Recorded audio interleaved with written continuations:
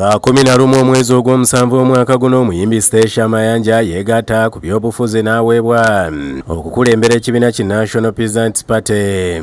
Bano baatongoza bujja ekibiina kino era ne banjula n'akabonero kaabwe ak'ekkalaamu.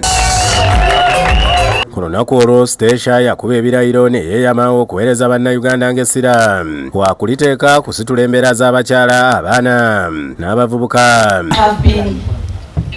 Duly appointed in the name of the Almighty Allah as the President of the National Peasants Party.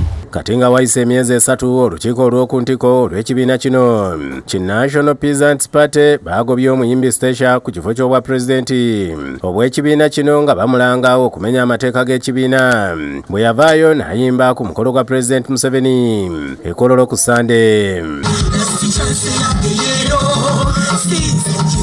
Bano basinzidde mu lukuŋŋaana lwa bannamawulire ku kitebe kyabwe e Kasubi wano mu Kampala ne balayirawo obutaddamu kukolagana na Stacey Mayanja okuggyako ng'avuddeyo n'annyonnyola ekimukukusa ne NRM.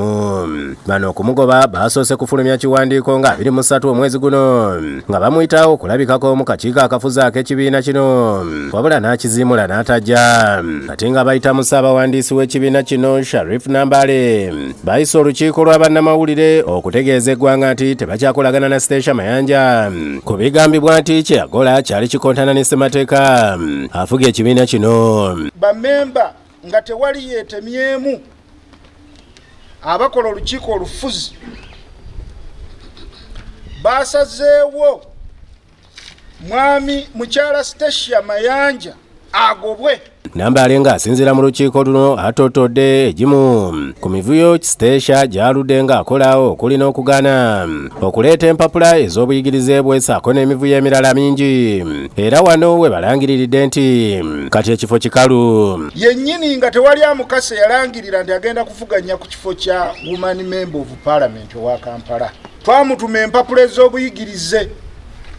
Okuva ku olwo yafubutuka mu kibiina tetudanga mulaba. Twazizeemu kumulaba nga ali kulaaleza mwami Museveni. Robert Kasibante akwatidde ekibiina kino bendera okuvuganya ku bwa pulezidenti ategeezezza nga bwe beeteeseteese obulungi nga balinze buwanguzi n'asaba bannayuganda okubeegattako.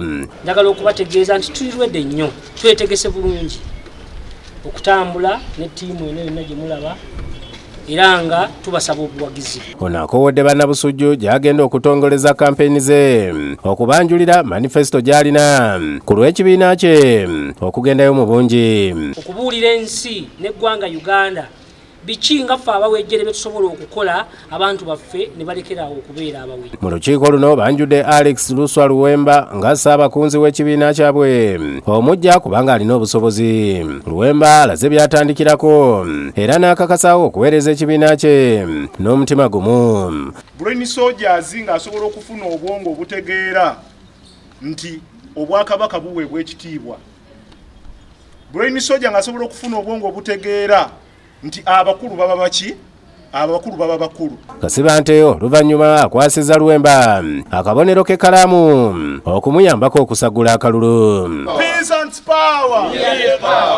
Kyokka Stacey Mayanja yanukudde abamugobye bw'ategeezezza nti okwesoga eby'obufuzi tekiyinza kumuggyako mulimu gwe ogw'okuyimba era ng'alina okulabikira buli wantu. Naye mutuleke bwe mba ndi mu performinga mba performinga mankola mulimu gwe mankola ssente buli omu yamanyi bwakola omulimu gwe. So sagala munzivole nze sivola ddiini yange. I respect my deen. Agambye nti tayinza kukkiriza abantu abo kumuvoola olw'emulimu gwe ng'ate ye taliwo butayagaliza. Ategeezezza nti ekyamutwala e Kololo ayagala ensi ye okugenda mu maaso. Sisosola nti Peasants alina kuba wa kibiina bwe kiti kyokka. Ba Peasants bali jeno.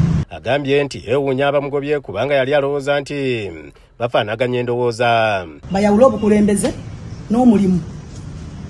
Era neewuunyiza nnyo okusinziira ku level y'abantu be nalabyeko mu butambi obumu ku level gye mbatwaliramu ku respect gye mbawa. Stacey ategeezezza nti talina muntu n'omu bwe yalidde mu lukwe.